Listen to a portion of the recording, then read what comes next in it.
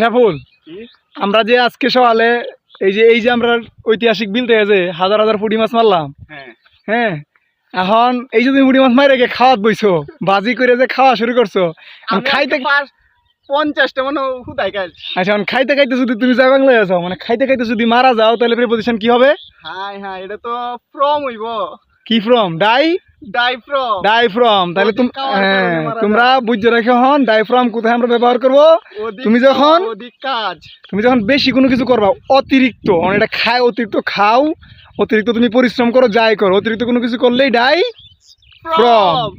এখন এই যে আমরা রাস্তা দিয়ে হাইটে যাচ্ছি, এখন এই যে দেখো এখানে একটা মারিয়ানা ট্রেঞ্চ আছে, কারণ মারিয়ানা ট্রেঞ্চ যদি একটু উল্টাবাজি খেয়ে ফিরে যায়, তাহলে প্রিপোজিশন কি হবে? বাই। তার মানে দুর্ঘটনায় মারা গেলে বা অ্যাক্সিডেন্টে মারা গেলে আমরা বলবো ডাই বাই। এরপরে হচ্ছে আমাদের ডাই ফর। আমরা সকলেই জানি, আমরা যারা জুলাই যুদ্ধে আছি, আমরা যারা দেশের জন্য জুলাইয়ে আন্দোলন করছি, তাহলে দেশের জন্য যদি তুমি যুদ্ধ করতে গিয়ে মারা যাও, তাহলে হবে ডাই ফর, কোনো কিছুর জন্যে। হ্যাঁ, এটা মনে রাখবা, ফর অর্থ জন্যে। কোনো কিছুর জন্যে, কিসের জন্য? নভেল কোনো কিছুর জন্য। হ্যাঁ, মহৎ উদ্দেশ্যে কোনো কিছুর জন্য তুমি যদি জয় বাংলা হয়ে যাও, তাহলে সেটা হবে ডাই ফর।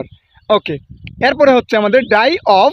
সেটা তোমরা সকলেই জানো যে কি? কোনো রোগে মারা যাওয়া, যেটা আমরা সকলেই জানি, রোগে মারা যাইলে হয় ডাই অফ। তাহলে আমরা 4টা গ্রুপ ভার্ব শিখলাম। সেটা হচ্ছে ডাই ফর হচ্ছে দেশের জন্য মারা যাওয়া বা মহৎ উদ্দেশ্যে মারা যাওয়া, ডাই বাই হচ্ছে জয় বাংলা হয়ে, মানে অ্যাক্সিডেন্টে মারা যাওয়া, তোমার উপরে গাড়ি উঠে গেছে, এই ছিল তুমি জয় বাংলা হয়ে গেছো।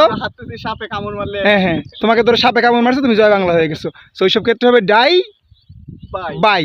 আরেকটা হচ্ছে ডাই ফ্রম, তুমি অতিরিক্ত খাইতে খাইতে বা অতিরিক্ত কাজ করতে করতে জয় বাংলা হয়ে গেলে হবে ডাই ফ্রম। অ্যান্ড ফাইনালি হচ্ছে ডাই অফ, তোমরা জানো, রোগে মারা যাওয়া। ঠিক আছে, টাটা।